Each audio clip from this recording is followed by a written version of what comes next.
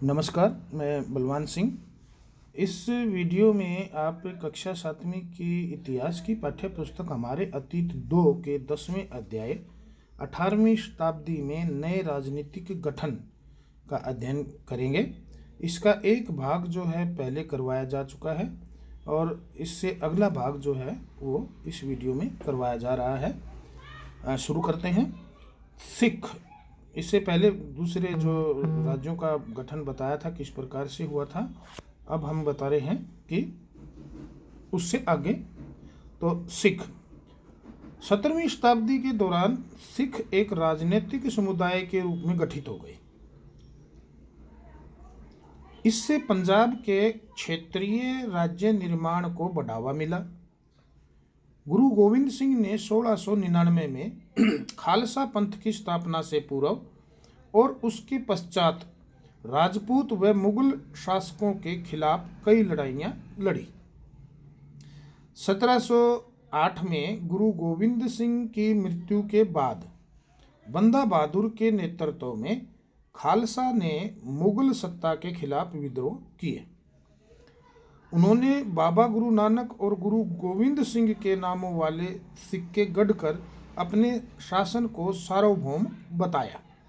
सतलुज और यमुना नदियों के बीच के क्षेत्र में उन्होंने अपने प्रशासन की स्थापना की। 1715 में बंदा बहादुर को बंदी बना लिया गया और उसे 1716 में मार दिया गया। 18वीं शताब्दी में कई योग्य नेताओं के नेतृत्व में सिखों ने अपने आप को पहले जत्थों में और बाद में मिसलों में संगठित किया। इन जत्थों और मिसलों की संयुक्त सेनाएं दल खालसा कहलाती थी। उन दिनों दल खालसा बैसाखी और दिवाली के त्योहारों पर अमृतसर में मिलती थी। इन बैठकों में वे सामूहिक निर्णय लेते थे जिन्हें गुरुमना यानी गुरु के प्रस्ताव गुरुमना कहा जाता था। सिखों ने राखी व्यवस्था स्थापित की, जिसके अंतर्गत किसानों से उनकी उपज का 20% कर के रूप में लेकर बदले में उन्हें संरक्षण प्रदान किया जाता था। यानी किसानों से 20% जो है कर लेते थे और किसानों को संरक्षण देते थे। ये थी राखी व्यवस्था। गुरु गोविंद सिंह ने खालसा को प्रेरित किया था कि शासन उनके भाग्य में है, राज करेगा खालसा। अपने सुनियोजित संगठन के कारण खालसा पहले मुगल सूबेदारों के खिलाफ और फिर अहमद शाह अब्दाली के खिलाफ सफल विरोध प्रकट कर सका। अहमद शाह अब्दाली ने मुगलों से पंजाब का समृद्ध प्रांत और सरहिंद की सरकार को अपने कब्जे में कर लिया था। खालसा ने 1765 में अपना सिक्का गढ़कर सार्वभौम शासन की घोषणा की। यह महत्वपूर्ण है कि सिक्के पर उत्कीर्ण शब्द वही थे जो बंदा बहादुर के समय में खालसा के आदेशों में जो है पाए गए थे। 18वीं शताब्दी के अंतिम भाग में सिख इलाके सिंधु से यमुना तक फैले हुए थे। यद्यपि ये विभिन्न शासकों में बटे हुए थे, इनमें से एक शासक महाराजा रणजीत सिंह ने विभिन्न सिख समूहों में फिर से एकता कायम करके 1799 में लाहौर को अपनी राजधानी बनाया। मराठा राज्य एक अन्य शक्तिशाली क्षेत्रीय राज्य था जो मुगल शासन का लगातार विरोध करके उत्पन्न हुआ था। शिवाजी, जिन्होंने 1627 से 1680 तक शासन किया, शिवाजी ने शक्तिशाली योद्धा परिवारों देशमुखों की सहायता से एक स्थायी राज्य की स्थापना की।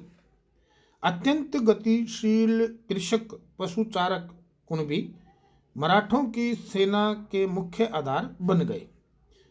शिवाजी ने प्रायद्वीप में मुगलों को चुनौती देने के लिए इस सैन्य बल का प्रयोग किया। शिवाजी की मृत्यु के पश्चात मराठा राज्य में प्रभावी शक्ति चित्पावन ब्राह्मणों के एक परिवार के हाथ में ही रही, जो शिवाजी के उत्तराधिकारियों के शासनकाल में पेशवा के रूप में अपनी सेवाएं देते थे, यानी प्रधानमंत्री के रूप में। पुणे मराठा राज्य की राजधानी बन गया। पेशवाओं की देखरेख में मराठों ने एक अत्यंत सफल सैन्य संगठन का विकास कर लिया।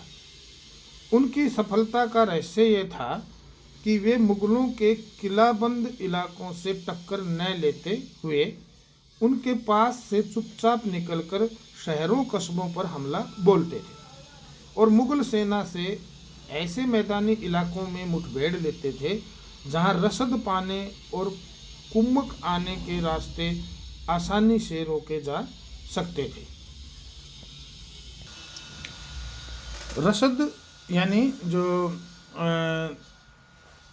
खाने पीने की चीज़ें और जो सेना की जो काम के लिए जो चीज़ें होती थी वो रसद कहलाती थी, जिसमें गोला बारूद और दूसरी चीज़ें। और कुम्मक का मतलब होता है मदद। तो रसद पाने और कुम्मक आने के रास्ते, यानी उनके लिए जो बाहर से अगर कोई मदद आए तो उनके रास्ते आसानी से रोके जा सकते थे। 1720 से 1761 के बीच मराठा साम्राज्य का काफ़ी विस्तार हुआ। उसने धीरे धीरे शनैः शनैः और काफ़ी सफलतापूर्वक मुगल साम्राज्य की सत्ता को क्षति पहुंचाई, ठेस पहुंचाई, नुकसान पहुंचाना, क्षति। 1720 के दशक तक मालवा और गुजरात मुगलों से उन्होंने छीन लिए। 1730 के दशक तक मराठा नरेश को समस्त दक्कन प्रायद्वीप के अधिपति के रूप में मान्यता मिल गई और साथ ही इस क्षेत्र पर चौथ और सरदेश मुखी कर वसूलने का अधिकार भी मिल गया। चौथ का मतलब था कि चौथा हिस्सा, यानी उत्पादन का जो चौथा हिस्सा टैक्स के रूप में, और उस चौथे हिस्से पर जो है 10% टैक्स और लगाया जाता था, अतिरिक्त कर। जो चौथा हिस्सा लिया जाता था उत्पादन के ऊपर रेवेन्यू के रूप में, उस पर 10% टैक्स एडिशनल अतिरिक्त लगाया जाता था। और ये 10% टैक्स जो था ये सीधा जो है ये राजा के जो है खजाने में जाता था। यानी कुल मिलाकर जो चौथ का जो टोटल चौथ थी उसका जो है 1/3 जो हिस्सा था वो राजा का होता था। 1737 में दिल्ली पर धावा बोलने के बाद मराठा प्रभुत्व की सीमाएं तेजी से बढ़ी। वे उत्तर में राजस्थान और पंजाब, पूर्व में बंगाल और उड़ीसा तथा दक्षिण में कर्नाटक और तमिल एवं तेलुगु प्रदेशों तक फैल गए। इन क्षेत्रों को औपचारिक रूप से मराठा साम्राज्य में सम्मिलित नहीं किया गया, मगर मराठा प्रभुसत्ता को स्वीकार करने के तरीके के रूप में उनसे भेंट की रकम ली जाने लगी। साम्राज्य के इस विस्तार से उन्हें संसाधनों का भंडार तो मिल गया, मगर उसके लिए उन्हें कीमत भी चुकानी पड़ी। मराठों के सैन्य अभियानों के कारण अन्य शासक भी उनके खिलाफ हो गए। परिणाम स्वरूप मराठों को 1761 में पानीपत की तीसरी लड़ाई में अन्य शासकों से कोई सहायता नहीं मिली। अंतहीन सैन्य अभियानों के साथ साथ मराठों ने एक प्रभावी प्रशासन व्यवस्था तैयार की। जब किसी इलाके पर एक बार विजय अभियान पूरा हो जाता था और मराठों का शासन सुरक्षित हो जाता था, तो वहाँ स्थानीय परिस्थितियों को ध्यान में रखते हुए धीरे धीरे भू राजस्व की मांग की गई। कृषि को प्रोत्साहित किया गया और व्यापार को पुनर्जीवित किया गया। इससे सिंधिया, गायकवाड़ और भोंसले जैसे मराठा सरदारों को शक्तिशाली सेनाएं खड़ी करने के लिए संसाधन मिल गए। 1720 के दशक में मालवा में मराठा अभियानों ने उस क्षेत्र में स्थित शहरों के विकास व समृद्धि को कोई हानि नहीं पहुंचाई। उज्जैन सिंधिया के संरक्षण में और इंदौर होलकर के आश्रय में फलता फूलता रहा। ये शहर हर तरह से बड़े और समृद्धशाली थे और वे महत्वपूर्ण वाणिज्यिक और सांस्कृतिक केंद्रों के रूप में कार्य कर रहे थे। मराठों द्वारा नियंत्रित इलाकों में व्यापार के नए मार्ग खुले। चंदेरी के क्षेत्र में उत्पादित रेशमी वस्त्रों को मराठों की राजधानी पुणे में नया बाजार मिला। बुरहानपुर पहले आगरा और सूरत के बीच की दूरी पर ही अपने व्यापार में संलग्न था, जुड़ा हुआ था। लेकिन अब उसने अपने वाणिज्यिक भीतरी क्षेत्र को बढ़ाकर दक्षिण में पुणे और नागपुर को तथा पूर्व में लखनऊ तथा इलाहाबाद को शामिल कर लिया था।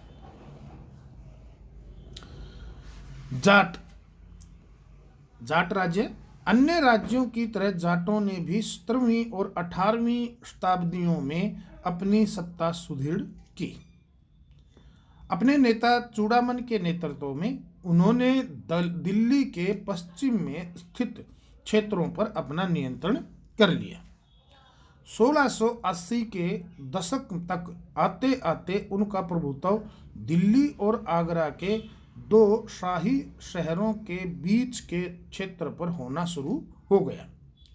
वस्तुतः कुछ अरसे के लिए वे आगरा शहर के अभिरक्षक ही बन गए। जाट समृद्ध कृषक थे और उनके प्रभुत्व क्षेत्र में पानीपत तथा बल्लभगढ़ जैसे शहर महत्वपूर्ण व्यापारिक केंद्र बन गए। सूरजमल के राज में भरतपुर शक्तिशाली राज्य के रूप में उभरा। 1739 में जब नादिर शाह ने दिल्ली पर हमला बोलकर उसे लूटा तो दिल्ली के कई प्रतिष्ठित व्यक्तियों ने भरतपुर में शरण ली।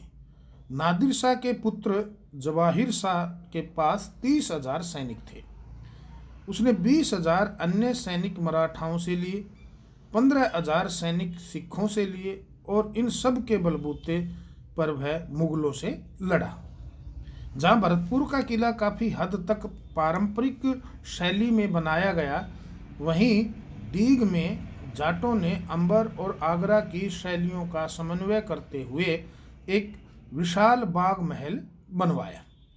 शाही वास्तुकला से जिन रूपों को पहली बार शाहजहां के युग में जोड़ा गया था, दीग की इमारतें उन्हीं रूपों के नमूनों पर बनाई गई। ये जो इमारतें बनाई हुई है चित्र में दिखाया गया है, ये दीग का राजमहल समूह है। इमारत की छत पर मुख्य सभा भवन के बांग्ला गुंबद पर देखिए ऊपर।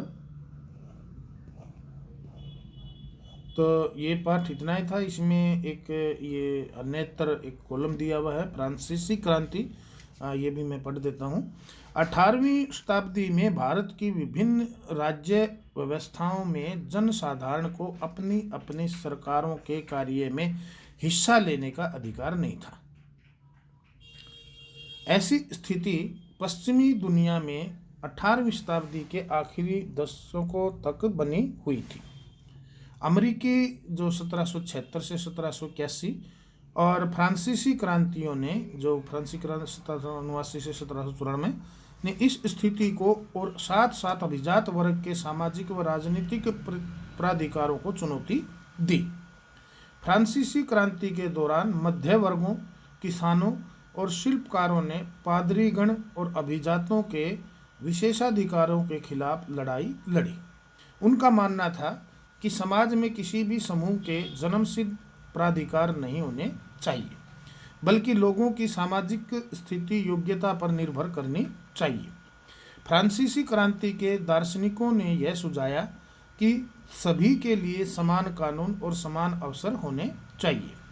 उनका यह भी कहना था कि सरकार की सत्ता लोगों से बननी चाहिए और जनता को सरकार के कार्यों में भूमिका अदा करने का अधिकार होना चाहिए।